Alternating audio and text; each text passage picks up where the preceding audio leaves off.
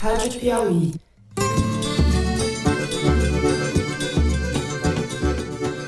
Olá, sejam muito bem-vindos ao Foro de Teresina, o podcast de política da revista Piauí.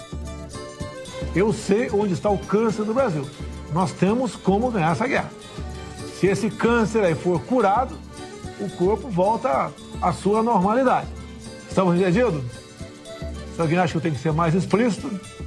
Eu, Fernando de Barros e Silva, como sempre na minha casa em São Paulo, tenho o prazer de conversar com os meus amigos José Roberto de Toledo, aqui pertinho. Opa, Toledo. Opa, Fernando. Opa, Ana Clara. Quer dizer, qual que é o problema agora? É que a energia vai ficar um pouco mais cara porque choveu menos. O problema agora é que está tendo uma exacerbação porque anteciparam as eleições. E Ana Clara Costa, repórter da Piauí, no Rio de Janeiro, no Estúdio Rastro. Ana Clara abrilhanta a bancada até a volta da Thaís, que está de férias. Oi, Ana Clara. Oi, e aí, pessoal? E aí, pessoal? Tô de volta. Só lembrando que eu havia perguntado se o depoente conhecia o senhor Eduardo Macário. Não lembra. Ele não lembra. Não lembra. Em que oportunidades o depoente havia encontrado o senhor Eduardo Macário. Não lembra. Não lembra.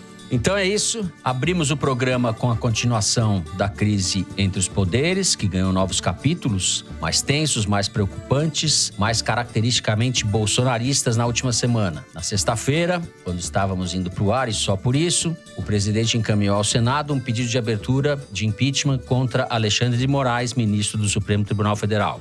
O pedido foi rejeitado na última quarta agora por Rodrigo Pacheco, presidente do Senado, mas entre a sexta-feira e a quarta-feira aconteceu muita coisa. Primeiro, 14 governadores dos 27 publicaram um ato de solidariedade a Moraes. Em seguida, reunidos no Fórum Nacional dos Governadores, eles oficializaram um pedido de encontro com Bolsonaro, os chefes dos poderes, para tentar esfriar o clima. Não houve resposta. É possível, mais provável que esse encontro não ocorra. O temor maior agora diz respeito aos atos em homenagem ao 7 de setembro, data da independência do país, que vai ser usurpada pela retórica golpista do bolsonarismo. As atenções se voltam para o grau de adesão e o comportamento das forças policiais. No segundo bloco, a enrascada econômica do país. A pobreza aumentou, a inflação está em alta, pressionada pelos chamados preços de referência, que entram na formação dos outros, como o diesel e a energia elétrica, por exemplo.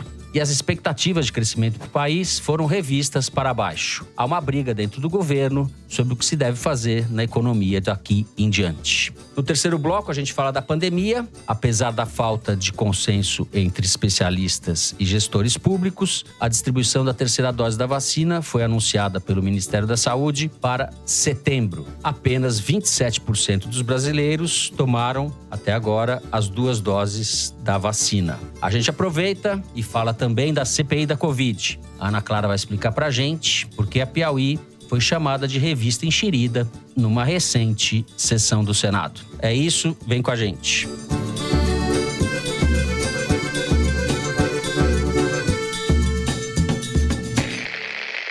Muito bem, o dia 7 de setembro vem aí, não haverá desfile militar, mas haverá manifestações em várias cidades do país em favor de Bolsonaro. Manifestações cuja pauta é basicamente golpista, contra ministros do Supremo, pelo voto impresso, a ladainha do presidente nos últimos tempos. Bolsonaro e seus aliados vêm convocando policiais militares, veteranos e na ativa a comparecer às ruas das principais capitais brasileiras. A atitude preocupa, em primeiro lugar, os governadores, já que é a eles que os batalhões das PMs respondem. Preocupa também a ilegalidade dessa ação, já que oficiais da ativa não podem participar de atos políticos. O governador João Dória mandou que um coronel da PM, região de Sorocaba, que comandava 7 batalhões na região de Sorocaba, que fica na Grande Matão, Zé, ou não? Área de influência. Área de influência da Grande Matão. Fosse afastado porque estava fazendo propaganda pelas redes sociais de Bolsonaro e das manifestações.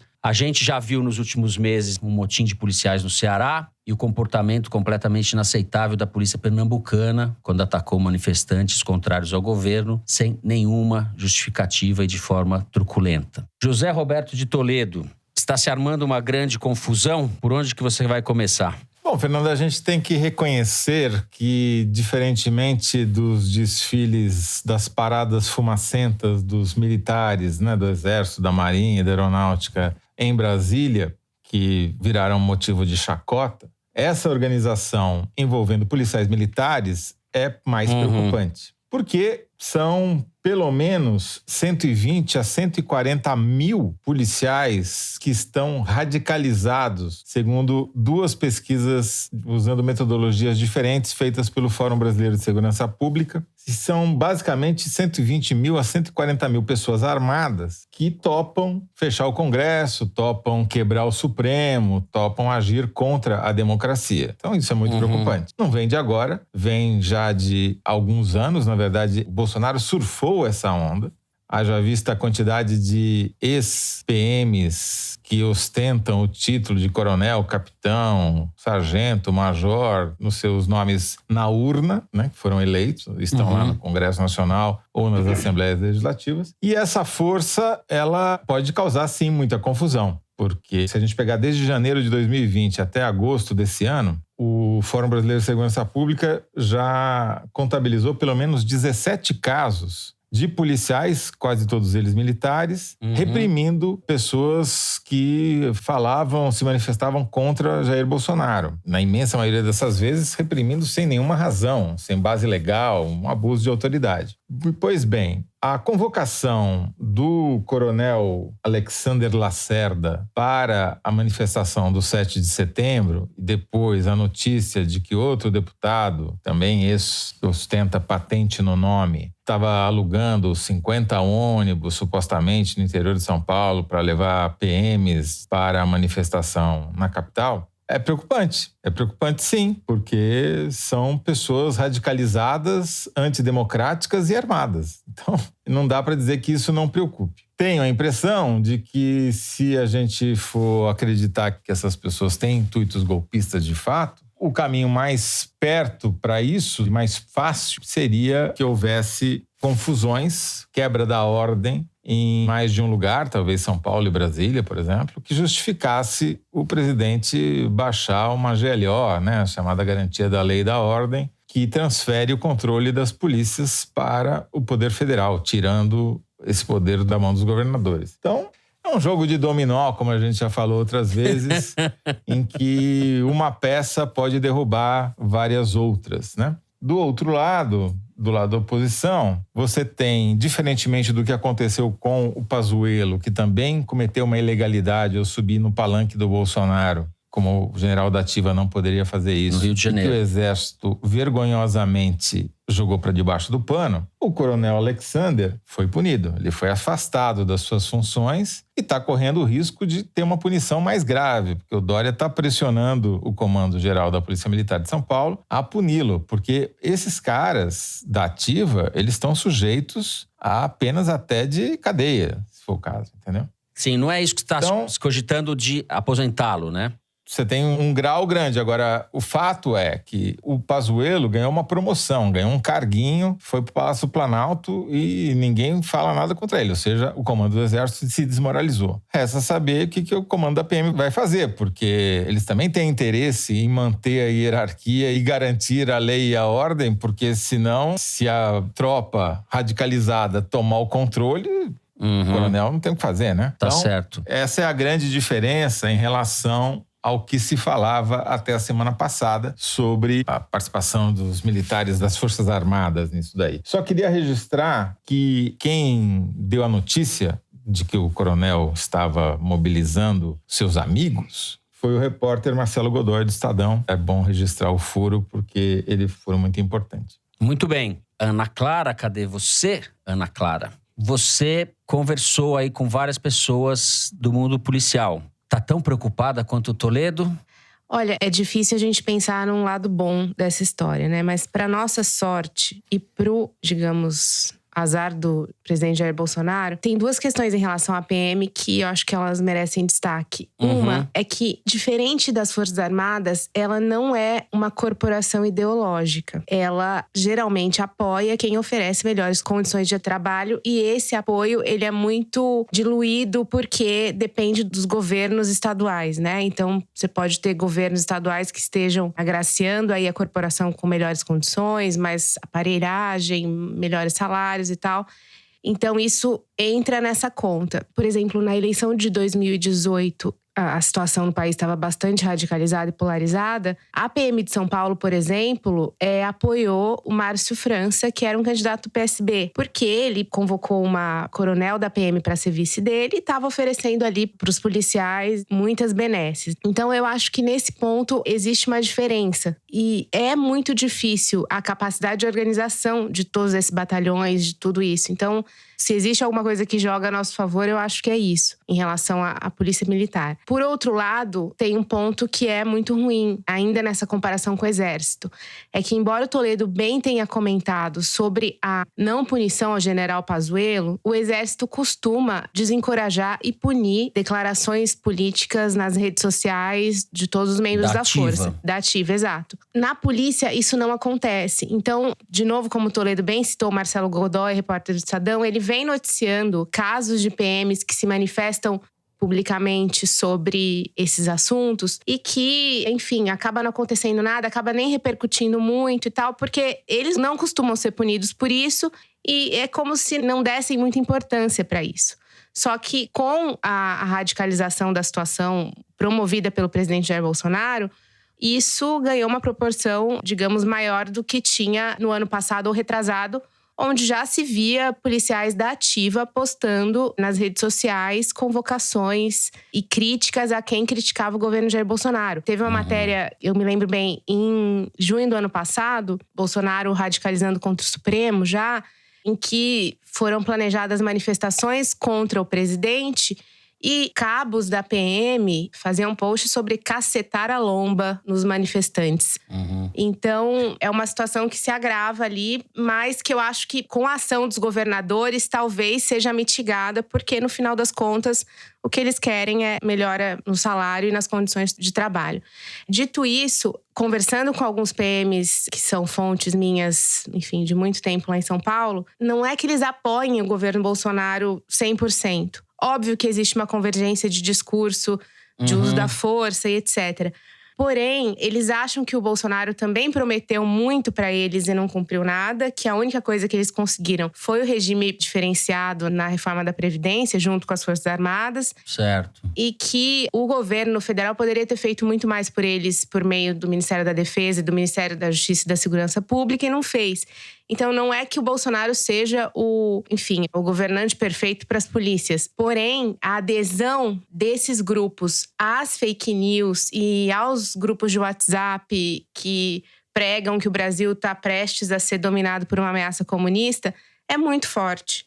Então, você junta um discurso convergente com a insatisfação deles com o governador, sobretudo o governador de São Paulo, e você acaba tendo um caldeirão que, nesse momento, nos amedronta, de certa forma, né? Obviamente, precisa haver uma ação coordenada dos governadores de diálogo com essas forças e de tentar cortar, de alguma forma, essa ascendência do Bolsonaro sobre ele, se é que isso é possível, né? Eu acho que esses grupos policiais são muito permeáveis a essas notícias. Existe um caldo de cultura na polícia brasileira muito autoritário, de arbitrariedades. A gente vê isso na prática, basta ver os números das polícias brasileiras, de mortes, etc. Como eles estão espalhados pelos estados, obedecem a vários comandos, eles são mais difíceis de controlar.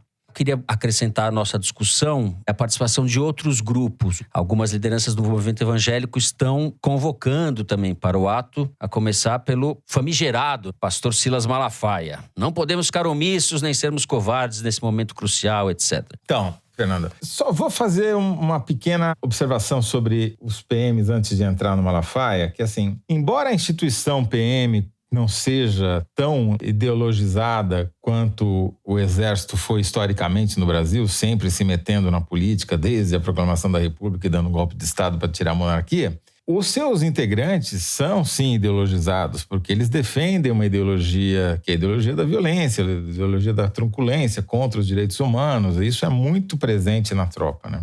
Esse caldo é que o Bolsonaro explora muito bem, porque mesmo que ele não tenha a capacidade de atender todas as demandas da tropa ou corporativas da Polícia Militar, ele respalda esse discurso e essa prática. Sobre o 7 de setembro e a convocação para os atos, pedi um levantamento para Arquimedes e é muito interessante o resultado. Disparado está sendo o ato mais bem organizado pelo bolsonarismo. Porque, diferentemente dos outros, que em geral contaram com uma mobilização feita de afogadilho uma semana antes, esse ato, se você olhar pelas mídias sociais, vem sendo preparado há mais de um mês. Dá para contar a mudança de patamar na mobilização. Então, lá no dia 3 de agosto, você nota o primeiro salto de menções ao 7 de setembro por bolsonaristas no Twitter, que já chegando a 10 mil menções. No dia 13, 10 dias depois, já chega a 25 mil. No dia entre 14 e dia 19, já chega a 50 mil. E desde o dia 20, a gente que chegou a bater 250 mil menções num dia só, que é muita coisa, a gente está vendo aí menções diárias em torno de 150 mil no Twitter, que também é muita coisa. E dessas manifestações, é 7-3, é 72% de bolsonaristas e contra 28% da oposição. Sobre esse ponto de vista, o Bolsonaro já obteve um enorme sucesso, porque ele conseguiu manter a sua base engajada em todas as bandeiras que ele apresentou para que eles não falassem dos problemas reais do país, como a inflação, que a gente vai falar no segundo bloco, nem da CPI. Bolsonaro inventou o voto impresso e agora inventou o 7 de setembro. E conseguiram reunir o famoso tripé que levou à eleição do Bolsonaro em 2018, que é fundamentalmente quem? Os policiais e militares, mas basicamente os policiais, num pé. No segundo pé são os pastores evangélicos da variante Malafaia. E o terceiro pé é a variante agroempresarial destruidora de meio ambiente, né? Que agrega como subgrupo as empresas, algumas empresas de transporte que se passam por caminhoneiros. Na verdade, são empresários, donos de caminhões que se fazem de caminhoneiros. Vamos lembrar que em 1º de maio de 2018 a gente teve uma amostra do que essa junção policial-empresas de transporte podem fazer, o estrago que eles podem fazer. Então,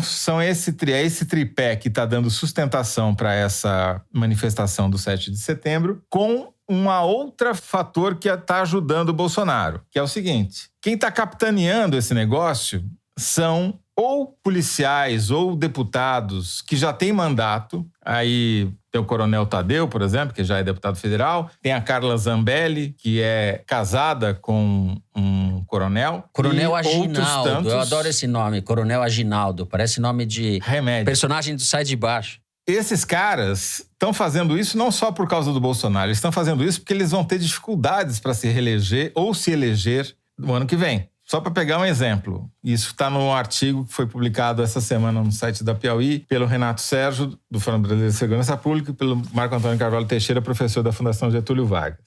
Eles lembram o seguinte: o quociente eleitoral em São Paulo é superior a 300 mil votos, ou seja, para um partido se eleger, ele precisa ter no mínimo 300 mil votos para eleger um deputado, e a Carla Zambelli, o Coronel Tadeu tiveram 1/3 disso. E não vão ter, o bolsonarismo está em baixa, ele não está em alta. O Bolsonaro, tudo que ele está fazendo é porque ele está muito fragilizado, então ele precisa ficar arrotando grandeza para tentar impingir medo em alguém, né? Então, eles têm muito interesse nessa mobilização, porque eles têm um interesse particular. Por isso que é importante aprovar o que está em tramitação no Congresso, que é um período de carência para policiais, juízes, promotores, para não poderem ser candidatos imediatamente depois de deixarem suas carreiras, porque senão eles usam as suas carreiras, as suas funções públicas como plataforma eleitoral para virar uma coisa em benefício próprio, né? O dado positivo é o seguinte, que apesar de ter sido a manifestação mais bem organizada pelo bolsonarismo, mais bem planejada,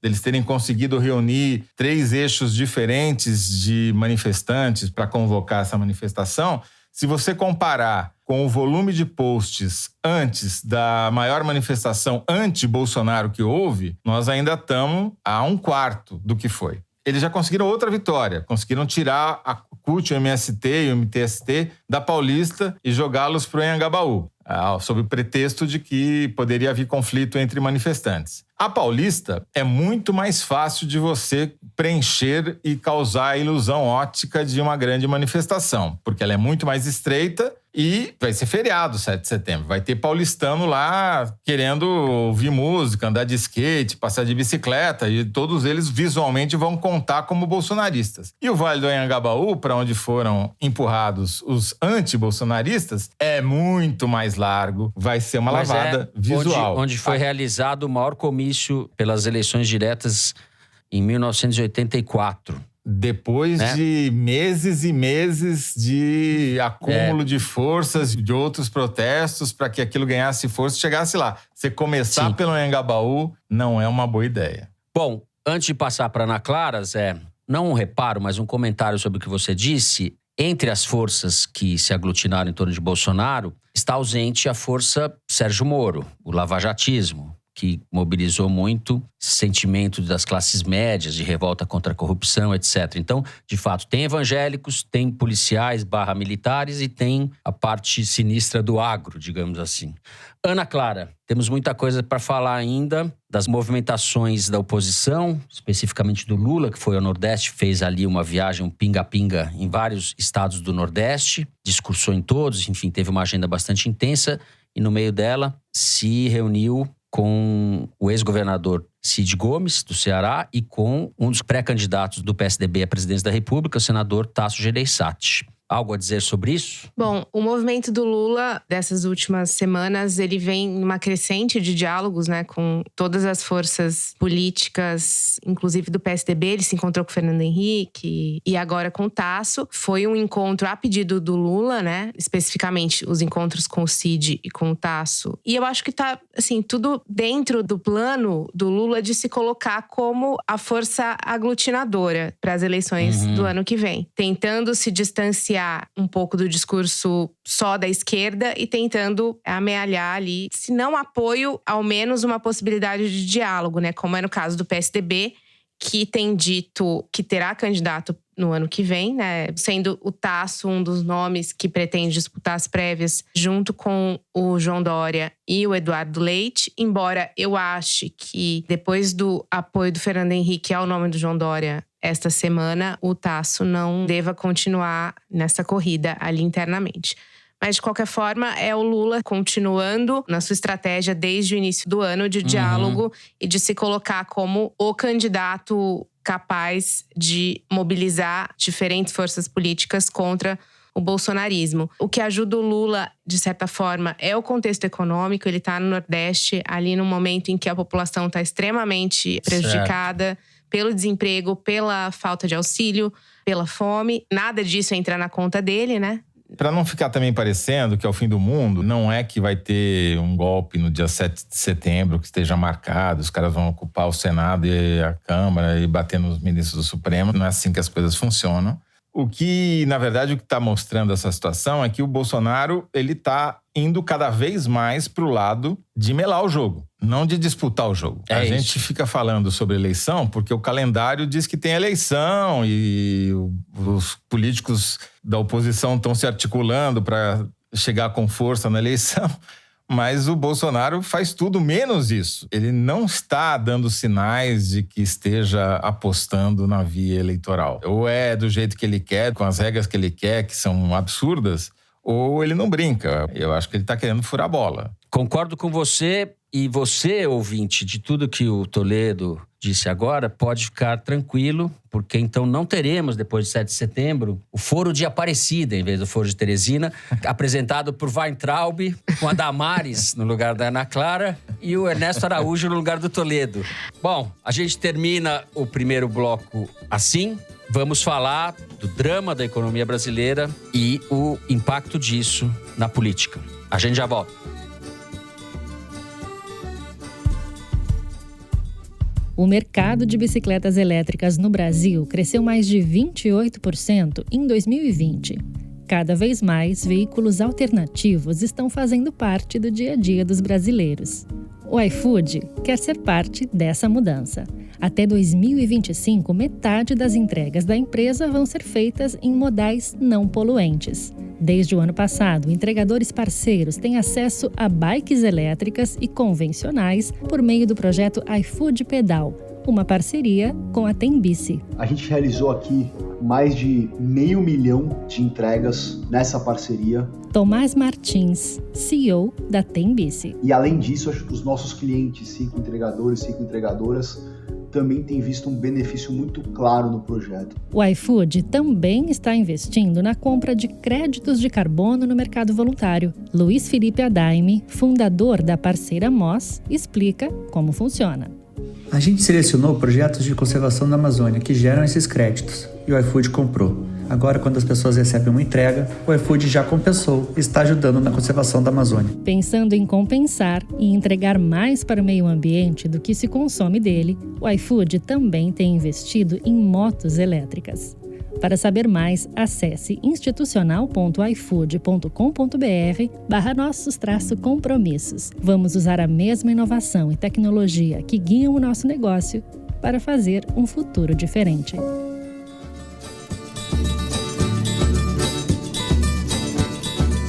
Muito bem, vamos falar de Brasil real agora, né? A gente ficou falando um pouco da pauta fantasiosa do bolsonarismo, que mobiliza uma parte da sociedade. No mundo real é o seguinte: a pobreza aumentou no Brasil em quase todos os estados, segundo uma pesquisa do IBGE. Os dados de comparação são de janeiro de 2019 e janeiro de 2021. Por exemplo, em São Paulo, eram quase 14% em janeiro de 19, agora é quase 20% de pessoas pobres, o que a gente está falando de renda mensal inferior a R$ 450.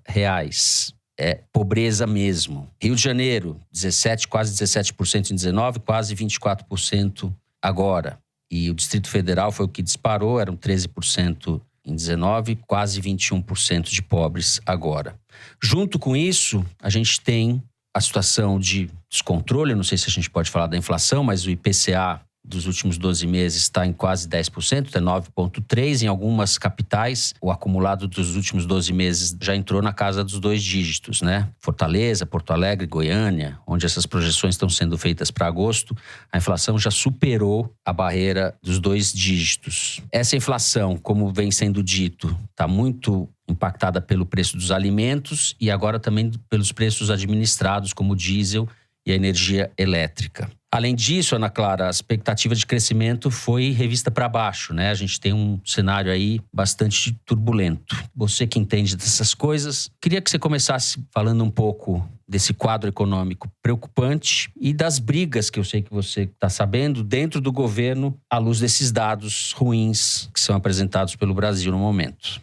Bom, o aumento da pobreza e a queda da renda são hoje os principais problemas que afetam diretamente o poder de compra da população. Mas tem também a inflação, que também tem o seu impacto, né?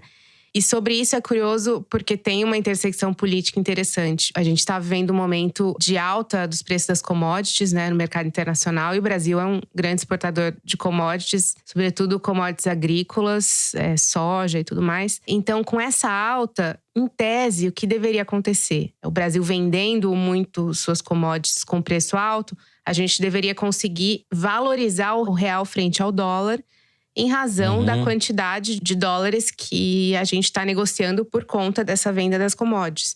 E essa valorização do real frente ao dólar deveria fazer com que os preços, sobretudo dos alimentos no Brasil, não subissem, porque você tem o aumento do preço internacional, mas você tem o equilíbrio vindo da grande venda desses produtos que a gente faz. Então, nessa conta, esse aumento do dólar não impactaria o preço dos alimentos no Brasil. Isso num cenário normal. Só que a gente está longe de viver um cenário normal, com a crise política cada dia mais delicada, com as pautas econômicas no Congresso não prosperando, né, como o caso da reforma tributária aí recente.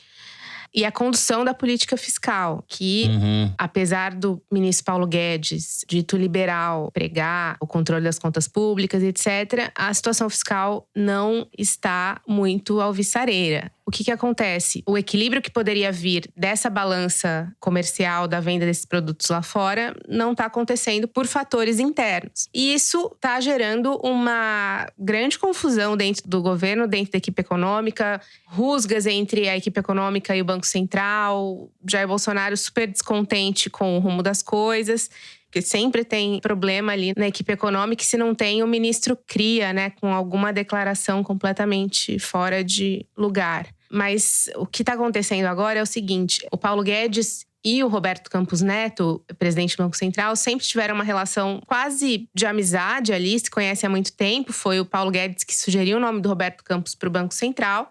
Paulo Guedes era um grande admirador do avô do Roberto Campos Neto, né? O ministro Bob Fields, ministro de alguns governos militares e político brasileiro. E, enfim, sempre foi um relacionamento bom, embora eles tenham perfis muito diferentes. Então, o Paulo Guedes tem menos experiência e menos, digamos, talento para lidar com a classe política. E o Roberto Campos já é uma pessoa que gosta de receber políticos, gosta de sair para jantar com ministros, gosta de estar presente em eventos em que normalmente um presidente de Banco Central não está presente. O último jantar que teve para o Bolsonaro em São Paulo com empresários, que foi na casa do presidente da Gocil, aquela empresa de segurança privada. Você tinha alguns empresários ali, assim, o ministro da Economia e o presidente do Banco Central. Esse tipo de evento, presidentes de Banco Central não costumam ir. Então, assim, já tem um contexto do Roberto Campos Neto sempre muito ligado à política. E com a inflação em alta, filho feio não tem pai, né? Todo mundo fica culpando o seu colega, né? Então, o Paulo Guedes diz que o Banco Central tem que ver isso aí, sobre o que está acontecendo com a inflação. E o presidente do Banco Central deu declarações públicas dizendo que o que agravava o quadro inflacionário não era a política monetária do Banco Central, e sim a questão fiscal, que está na conta do seu colega Paulo Guedes. E essas declarações divergentes são inéditas, mostram um tensionamento dos ânimos ali. E o presidente Jair Bolsonaro, super preocupado com a inflação por razões de imagem e razões… Não vou nem dizer razões eleitorais, porque aqui chegamos num consenso de que ele não quer eleições.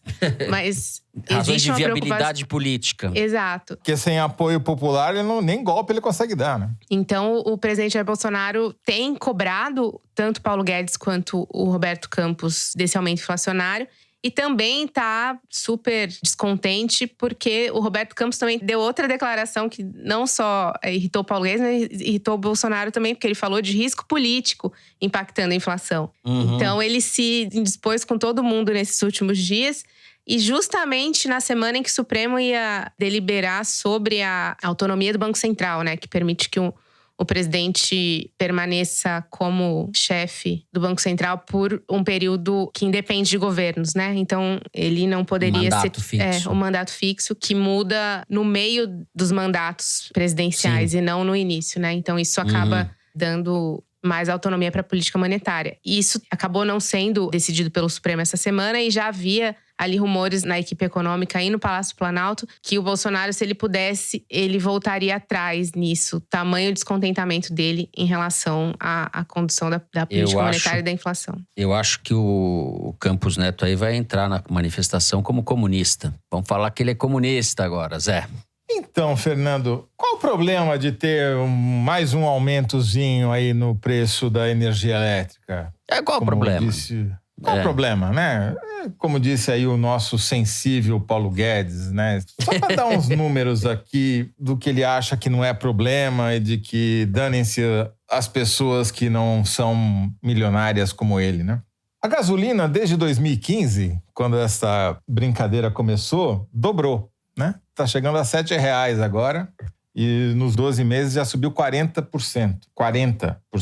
Junto com a gasolina, porque isso obviamente impacta o preço do etanol, impacta o preço do diesel, impacta tudo aquilo que é transportado usando esse combustível. Então o arroz, por exemplo, que é, junto com o feijão, o principal elemento do prato do brasileiro, subiu 40% em 12 meses, exatamente na mesma proporção que a gasolina. Não é coincidência, né? A carne subiu 4 vezes mais do que a inflação do período. O óleo de cozinha subiu 9 vezes mais do que a inflação. O botijão de gás subiu 30% e está batendo recorde. R$100 o botijão. O cara ganha R$450. Vai gastar 100 com botijão? Não, vai usar lenha. Esse governo conseguiu fazer o brasileiro voltar à idade da lenha. Eu não vou nem continuar com a lista, porque a lista é enorme, mas... Enorme. Qual é o impacto, então, segundo esta genialidade, 4 costados, para não dizer outra coisa, que temos à frente do Ministério da Economia, de você ter mais um aumento no preço da energia elétrica? É o cara ficar no escuro, seu Paulo Guedes. É o cara ficar sem possibilidade de usar qualquer equipamento em casa. Ou de ter que fazer gato. Esse é o problema. Bolsonaro vai ficar triste com isso, né? Porque sem luz você não tem energia para carregar o celular e receber as fake news que ele manda, né? Pois é, exatamente. Além de tudo, o Paulo Guedes é uma besta do ponto de vista da estratégia bolsonarista. Ele não entende o jogo, né? Agora,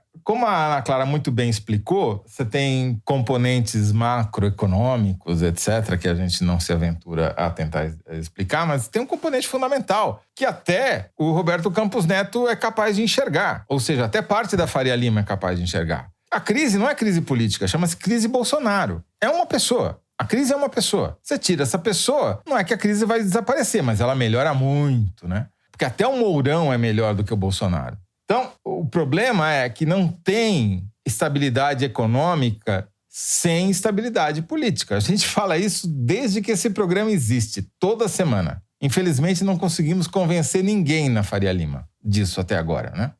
Vamos tentando, Zé. Tudo se resume a isso. Enquanto o Bolsonaro estiver lá, gravando videozinho com fundo desbotado, falando em guerra e falando que ele sabe muito bem qual é o câncer do Brasil, sem dar nome aos bois, o que é um sinal de fraqueza, a gente também sabe qual é o câncer do Brasil e o que precisa ser extirpado. É ele. Muito bem. Ana Clara, eu queria, para encerrar esse bloco, que você contasse a historinha que você nos contou nos bastidores sobre a XP aí, que diz respeito totalmente a essa questão aí que a gente vem discutindo nesse bloco. Bom, o Lauro Jardim, no Globo, deu uma nota no fim de semana falando sobre como foi a repercussão interna na XP da pesquisa patrocinada pela própria XP, que mostrou o Lula disparando à frente do Bolsonaro e o derretimento da popularidade do Bolsonaro, né? Quando essa pesquisa saiu, segundo o Lauro Jardim, vários executivos ali da XP se irritaram com a própria pesquisa, inclusive o CFO da XP, né, o diretor financeiro, que questionou que metodologia era essa dessa pesquisa. Então, achei curioso porque, embora o mercado esteja observando que o Bolsonaro é o principal risco, isso não significa ainda que eles achem que o Lula seja um risco menor. Continua o antipetismo muito forte na Faria Lima. Mas isso me levou a conversar com algumas fontes da XP para saber um pouco melhor sobre isso, né? Enfim, o que eles me disseram é que os clientes, pequenos e grandes, ficaram muito irritados com a pesquisa e passaram a cobrar os seus assessores de investimento, seus, enfim, gestores, sobre o que estava acontecendo com a XP, porque a XP estava virando comunista. Um dos gestores compartilhou comigo uma mensagem que eu não posso ler na íntegra para também não comprometer a minha fonte, mas o cliente, ele mandava um print para esse gestor da programação da Expert, que é a feira que a XP está fazendo essa semana, feira de investimentos totalmente virtual, com palestras até da Malala e da Hillary Clinton. E essa cliente fez um print da programação e uma das palestras era sobre desigualdade e mobilidade social no Brasil. E a cliente ficou indignada com a XP, além de publicar uma pesquisa falando que o Lula ia ganhar, ainda promover uma palestra falando de desigualdade social. Então, enviou para os seus assessores ali uma mensagem dizendo que dar biscoito para justiceiro social era coisa de XP comunista. Incrível! Esse tipo de mensagem me faz lembrar o que uma amiga querida sempre diz, que não é que o Brasil não tem projeto, o Brasil tem um projeto colonial. O projeto colonial está em curso. A gente imagina falar de desigualdade, falar de sociedade. Para esse povo, o projeto é a colônia mesmo. A gente conseguiu deixar de ser uma colônia sem deixar de sê-lo. Passamos de colônia a nação, já que a gente está na data da independência, né? Talvez seja bom refletir sobre isso, o que somos como nação. Bom, encerramos assim o segundo bloco do programa. A diretora está preocupada porque estouramos bastante o tempo. No terceiro bloco, a gente fala de pandemia e de CPI da Covid. Vem com a gente.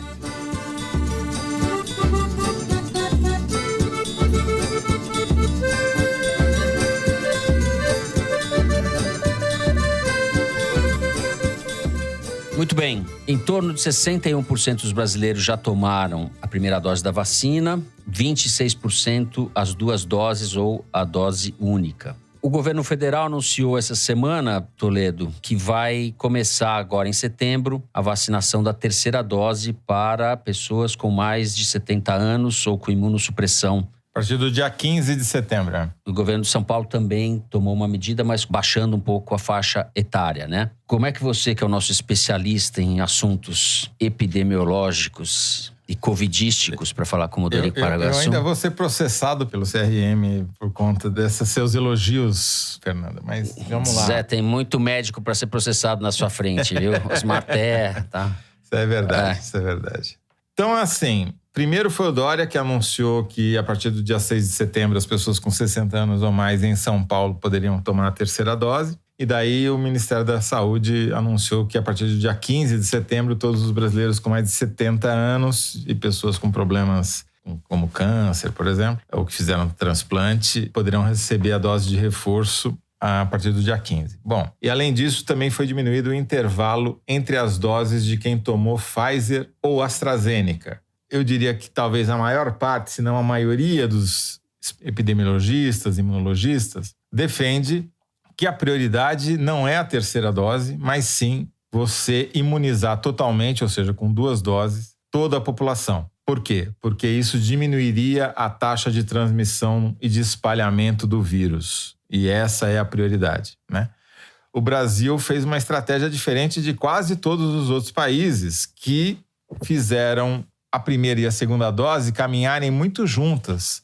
Portugal, que é o que está mais avançado, tem 73% da população totalmente vacinada e apenas 9% que receberam só uma dose. Então, eles dão a 1ª e dão a 2ª para todo mundo no intervalo de tempo curto e para não deixar abrir esse gap.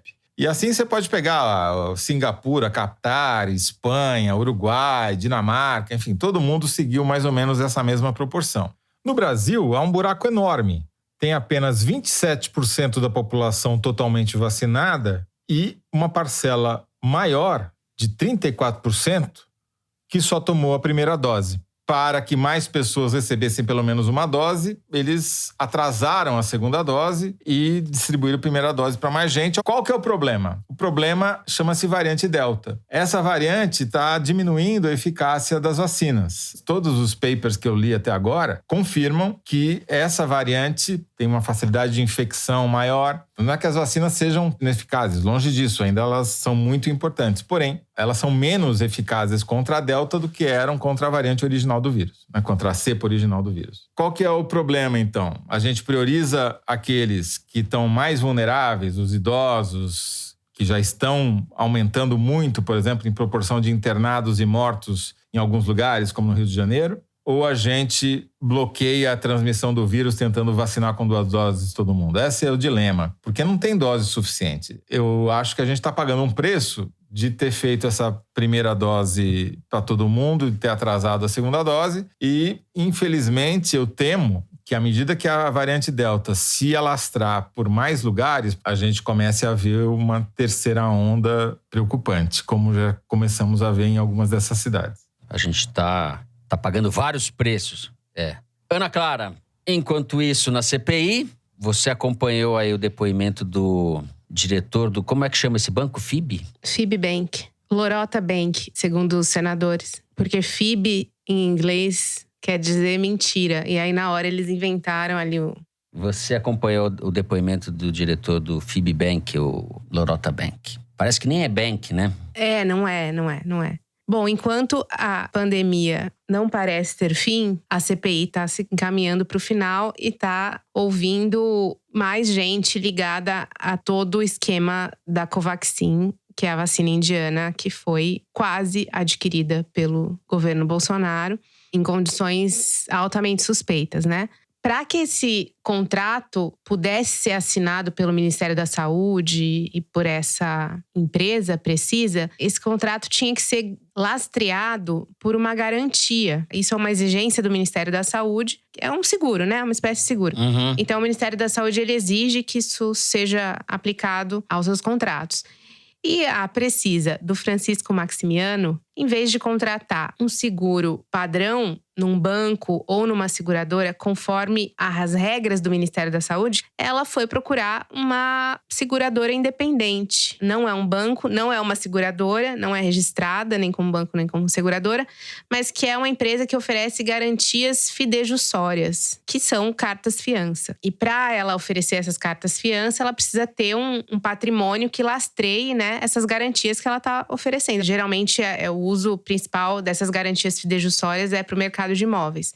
E a Precisa foi nessa empresa pegar essa garantia. Então, o valor da garantia era de 80,7 milhões. O problema é que quando a gente vai ver que empresa é essa, você descobre que é uma confusão maior do que a própria Covaxin e é um negócio aparentemente infinito. Os sócios da empresa estão mortos, a empresa opera com os donos… Se isso não é uma empresa fantasma, eu não sei o que é. Pois é, os donos que têm a maior parte da sociedade, mais de 80% da sociedade, estão mortos. Não de Covid, espero, né? Um morreu de Covid no ano passado. Não pode ser. Não. Sim. Não. É demais pra mim. Nem ficção passaria essa trama. Não é possível, né? Sim. Um dono morreu no ano passado de Covid, o outro morreu 2-3 anos atrás.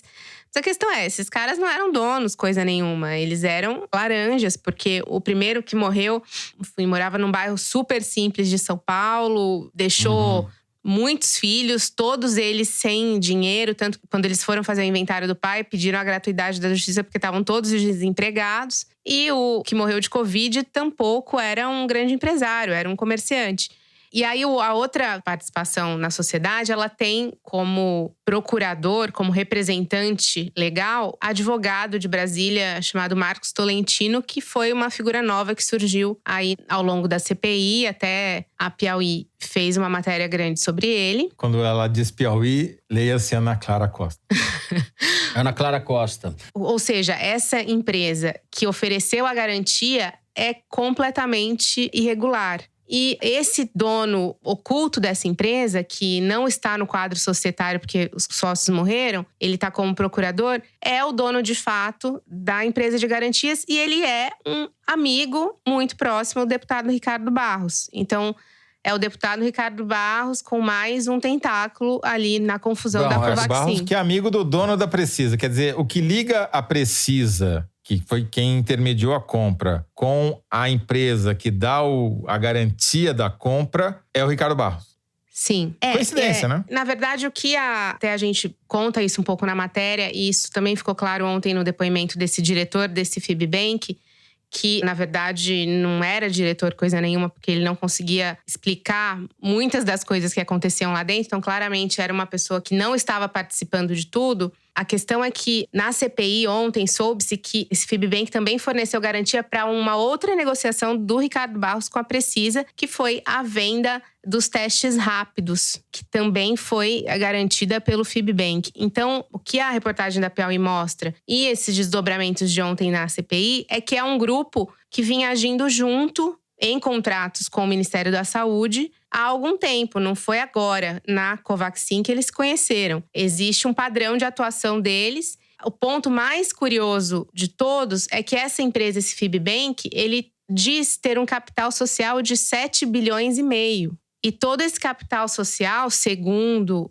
a junta comercial, ele está lastreado em um único terreno, que era em Curitiba e depois passou a ser em São Paulo, e em precatórios. Ou seja, é uma fraude até grosseira, né? É até grosseira. Assim, uma empresa que tem esse tipo de composição societária, uma empresa de 7 bilhões e meio de capital social, é uma empresa listada em bolsa, com investidor, ADR em Nova York. Não existe, entendeu? Uma empresa com esse capital social que seja uma firma de emissão de garantia fidejussória. Então, é uma fraude do início ao fim. E, conforme a CPI está investigando, o dono desse Fibbank, esse sócio oculto, pode ter uma participação ainda maior em todo esse contexto, todo esse escândalo da Covaxin, porque não só é bem relacionado com o Ricardo Barros, é amigo do Ricardo Barros, mas também tem um contato muito próximo com o presidente Jair Bolsonaro, com a bancada evangélica, pois ele tem uma rede de TV que chama Rede Brasil, que vende horas de TV para a igreja evangélica, para a Universal e outras agremiações evangélicas.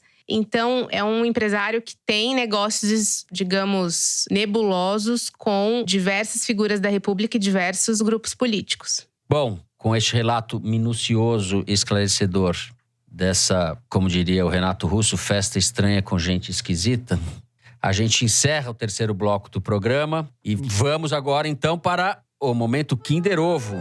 É o único onde este apresentador que vos fala se sai relativamente bem. Mas falando isso, vai dar azar e eu vou perder aqui para Ana Clara, para Toledo. Enfim, momento Kinder Ovo, a gente tem que adivinhar quem é o artista que está ali falando coisas para o Brasil. Mari, solta aí. Tensão. O brasileiro é um povo de boa índole, a gente sabe disso, porque se fosse de má índole, nós já teríamos revolução aqui há muito tempo, com a desigualdade social que a gente vive há tantas décadas. Você pode ver, quando tem uma enchente, quando tem um desastre natural, quem mais ajuda? Quem menos tem. Elas são incríveis. Então, o brasileiro abastado, ele é pouco filântropo, ele nem se compara. Sim. Qual de nós Roberto ia fazer Requiel. O que o Bill Gates fez de doar 80, 70? A gente faz bastante coisa, mas nem perto.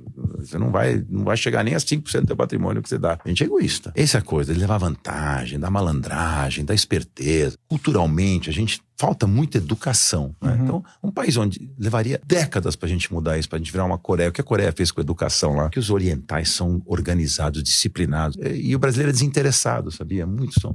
Até, às vezes, pela falta de oportunidade. É desinteressado das coisas e curto prazista, só vem na frente do próprio... Zé Eduardo Cardoso, não? É o cara do Madeiro? É algum empresário. O cara citou a Coreia de direita, não tem... Sei lá quem é. Puta que pariu. Não é o velho da van, né? Não. Não é. Bom, fudeu. Perdemos. Ai, que droga. Caraca. Zé, você acertou. É o publicitário e apresentador Roberto Justus, em entrevista ao canal Empíricos do YouTube. Como é que você falou? Que ele... não vamos chegar citou a Coreia de direita, não tem jeito. Roberto Justus... dando o seu recado sem desmanchar nenhum sequer fio de cabelo. Quando ele falou em revolução lá no início, eu achei que ele fosse de esquerda. Roberto Justus num bom momento, né? Bom momento. O Roberto Justus é o Trump que não deu certo, né? É o cara que pegou a franquia do Aprendiz e não conseguiu fazer nada com ela. Ainda bem. Bom, com essa derrota, momento para vocês, ouvintes, tripudiarem sobre nossa incapacidade de identificar. A gente vai direto para as cartinhas para tentar se redimir, né? Quem se redime só quero cartinhas, como dizia o Arrigo Barnabé numa música, chega de verdades. Eu só quero mentiras agora nas cartinhas, Mari. Elogios, mentiras. Quem começa sou eu, né? Eu vou começar com um e-mail da Patrícia Souza. Conheci o Foro através do meu parceiro Bruno no começo de junho, dias antes dele viajar para trabalhar com Covid no Afeganistão. O período foi surreal de uma maneira que me pareceu um borrão. Mas tocando o Foro a cada sexta-feira, sentia que conseguia resgatar a esperança do dia em que lamentaríamos novamente o destino do Brasil juntos, nos braços um do outro. Venho assim agradecer ao Foro pelo dom de manter o sonho de dias melhores vivos e pedir um salve de retorno ao meu amor, que volta ao Brasil na primeira semana de setembro. Patrícia e Bruno, então um abraço para vocês. Bom regresso, Bruno. Bom regresso. Vou tratar de Covid no Afeganistão. Parabéns. Estou aqui com um e-mail da Jaqueline Rossolém, que fez um desabafo. Escrevo este e-mail da casa dos meus tios, onde almoço todo dia no intervalo do trabalho, num banco em Itirapina, interior de São Paulo. Interior de São Paulo, vocês já sabem, Grande Matão. Eis que hoje a mistura. Sim, chamamos a carne da refeição de mistura. A mistura era carne de javali. Fiquei sem graça de dizer que não queria. E a cada mordida, imaginava o Toledo com os braços cruzados, olhos altivos, reprovando meu almoço. Se serve de consolo, não vi graça nenhuma no sabor e não recomendo, pois a azia e a indigestão reinaram no resto do dia. Abraços e bom almoço para todos vocês, em especial para o Toledo. Muito obrigado, Jaqueline. O Teresino agradece a sua solidariedade parcial, digamos assim, né? E aqui vou aproveitar para registrar um protesto contra o IBAMA. É só pra antes da Jaqueline. A Jaqueline se enganou porque você é um contumaz devorador de javalis, né, Zé?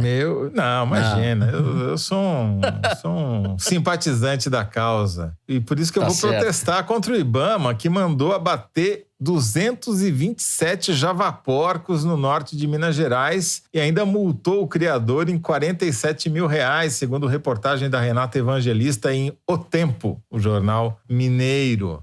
Bom, encerrando aqui o Correio Elegante, o Matheus escreveu pra gente pedindo ajuda. Comecei a ouvir o foro por dica da minha namorada Yasmin, quando ainda estávamos nos conhecendo. Podemos dizer que nos unimos também ouvindo coisas boas e coisas novas.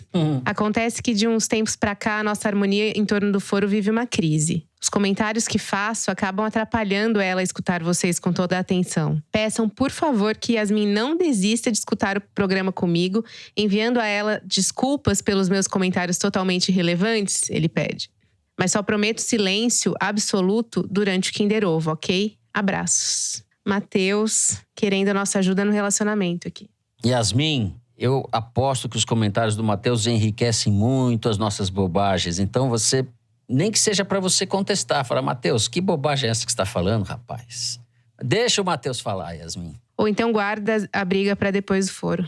Aí pode ter quebra-pau. Muito Só bem. queria fazer um registro, Fernando, antes de encerrar, que desde o dia 12 de agosto, a Piauí está proibida de publicar uma reportagem do João Batista Júnior sobre os desdobramentos do caso Márcios Mellin, o humorista que foi acusado de assediar sexualmente pelo menos 8 mulheres, todas elas colegas de trabalho dele. A juíza analisa o caso, proibiu a Piauí de publicar uma nova reportagem com revelações sobre o caso, a juíza Tula Correia de Mello. Enfim, essa situação hoje a revista está recorrendo, mas a gente não pode comentar muito mais por ordem judicial, sob pena de pagar uma multa de R$500 mil. Bom, o nome disso começa com C e termina com A. Vocês, ou se fosse o Weintraub falando, começaria com S e terminaria com A.